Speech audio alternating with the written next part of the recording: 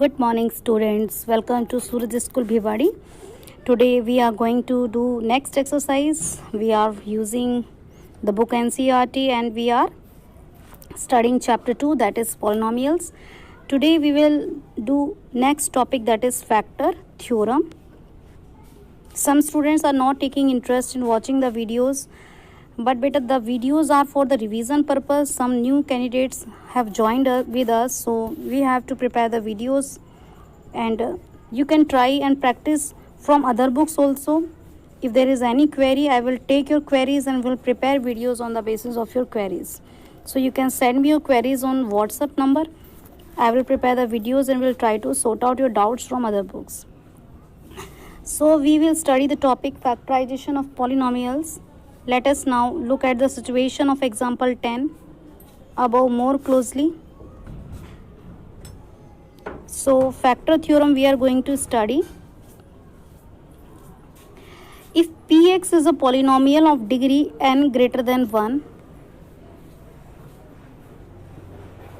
where a is any real number, then x minus a is a factor. If pa is equal to 0, okay, pa is equal to 0. Number 2, pa is equal to 0, x minus a is a factor.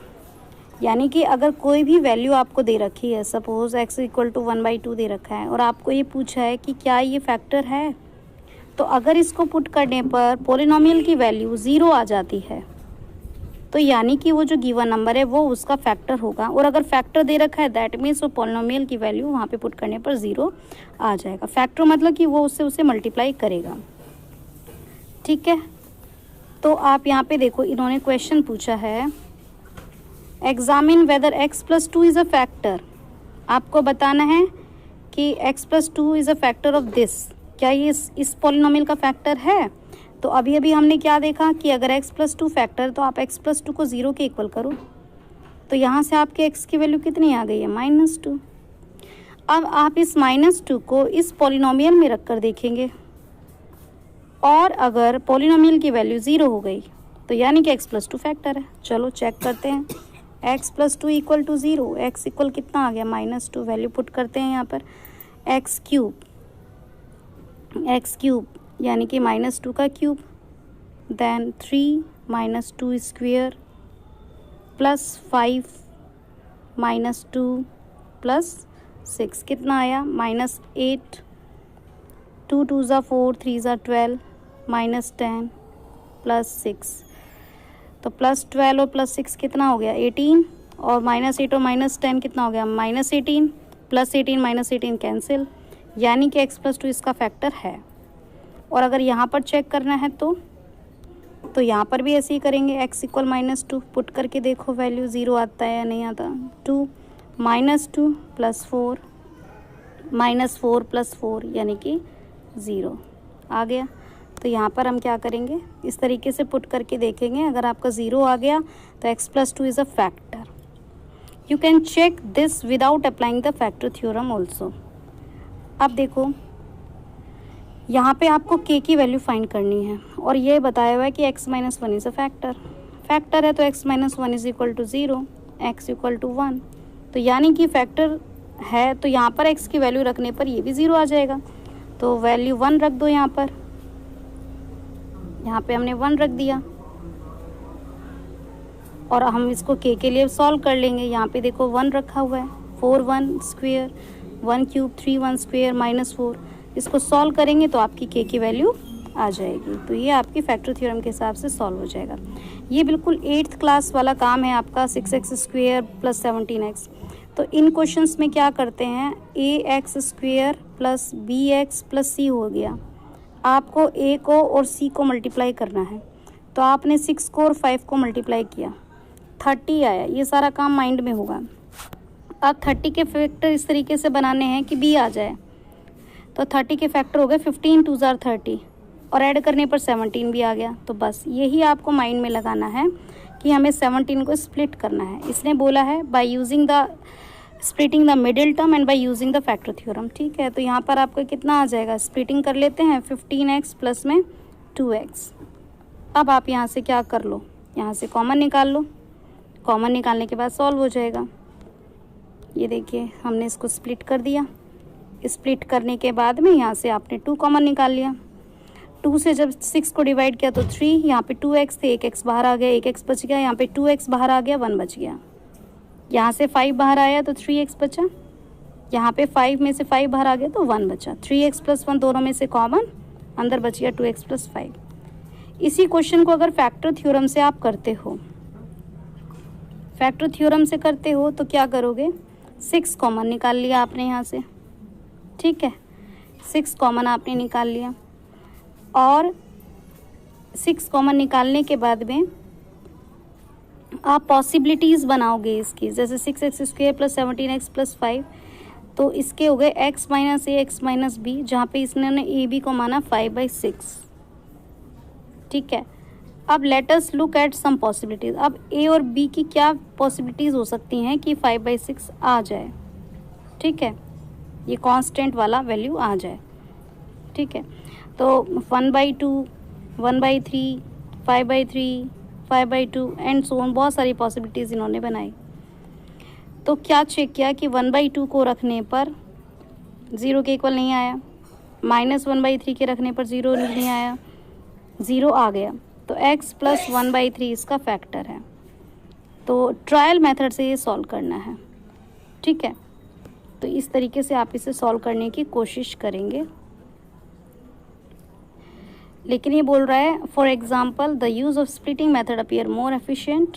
आप इसे explicit method से, अगर splitting method से अगर आप करते हैं तो ज़्यादा बेटर है। एक और क्वेश्चन सिंपल लिया है इन्होंने, y² - 5y + 6, तो पॉलिनोमियल इन्होंने ले लिया y - a y - b, तो हमने कांस्टेंट टर्म्स को a b ले लिया। अब हमें a b का प्रोडक्ट पता है, c है, ठीक है, a b का हमें प्रोडक्ट पता है। सब 6 की पॉसिबिलिटीज़ आप बनाएंगे, तो 1 2 3 ले लिया। तो हमने एक बार 1 रख के देखा, 2 रख के देखा, 3 रख के देखा, जिस भी वैल्यू को रखने पर 0 आ जाएगा, यानी कि वो उसका फैक्टर हो गया। जब एक वैल्यू पता चल गई तो आप 3 भी रख के देखोगे तो आपके 2 फैक्टर पता चल गए। तो इस तरीके से हमें ये काम करना है। अब जैसे इस क्वेश्चन में इन्होंने कुछ नहीं बोला, फैक्टराइज बोला है ओनली, तो यहाँ पर क्यूबिक वाले में या तो आप कॉमन देखो कि कॉमन कुछ आ रहा है, कुछ नहीं आ रहा, तो इसे भी हम ट्रायल एंड एरर से करेंगे।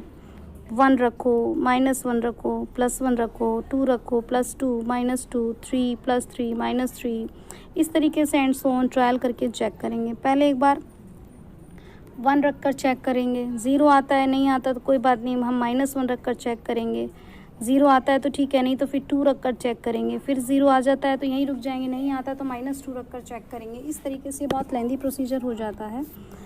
तो आप पहले इसे 1, अब इन्होंने बोला कि वी फाइंड P1 = 0, ठीक है, आप इसे चेक करके देखना कि 1 रखने पर 0 आता है नहीं। 0 आने के बाद में आप इसे x - 1 से फिर डिवाइड करेंगे, ठीक है, डिवाइड करने के बाद में फिर ये सॉल्व होगा।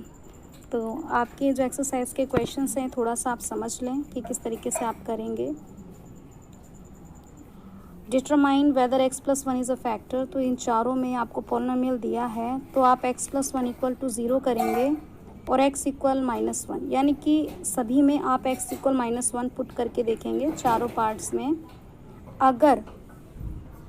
अगर आपका -1 रखने पर 0 आ जाता है तो आप बोलोगे कि हाँ फैक्टर है। Use factor theorem, factor theorem का आप यूज़ करेंगे ये पता लगाने के लिए। तो आप यहाँ पर वैल्यू पुट करके भी पता लगा सकते हो, x + 1 = 0, x = -1, यहाँ -1 रख के चेक करना, या -2 या 3 रख के, या डिवाइड करके भी पता लगा सकते हैं। यहाँ आप x - 1 = 0 करना, x = 1 पुट करना और k की वैल्यू आपकी आ जाएगी। सारे पॉलिनोमियल को पहले 0 के इक्वल करना पड़ेगा। ये मिडिल टर्म को स्प्लिट करना है आपको इन चारों में, और इसमें इन दोनों क्वेश्चंस में तो कॉमन आ जाएगा, जैसे x² कॉमन आ गया तो यहाँ पे x - 2 बचा, यहाँ पे -1 कॉमन आ रहा है तो x - 2 बचा, x - 2 x² -1, फिर x² -1 के फैक्टर हो जाएंगे। सेम यहाँ कॉमन आ जाएगा, और इन दोनों क्वेश्चंस में आपको ट्रायल एंड एरर मेथड लगाना है. 1 minus 1 2 minus 2. Okay. Yes students, I want to say you that as revision is going on, you can do the practice of these questions in your practice notebook. If you have not done this work in your fair notebook, you will do in the fair notebook. If you are facing any queries from other books also, you can send me the queries on the WhatsApp of chapter 2. After completion of this chapter, I will prepare a doubt video for you people. Thank you so much.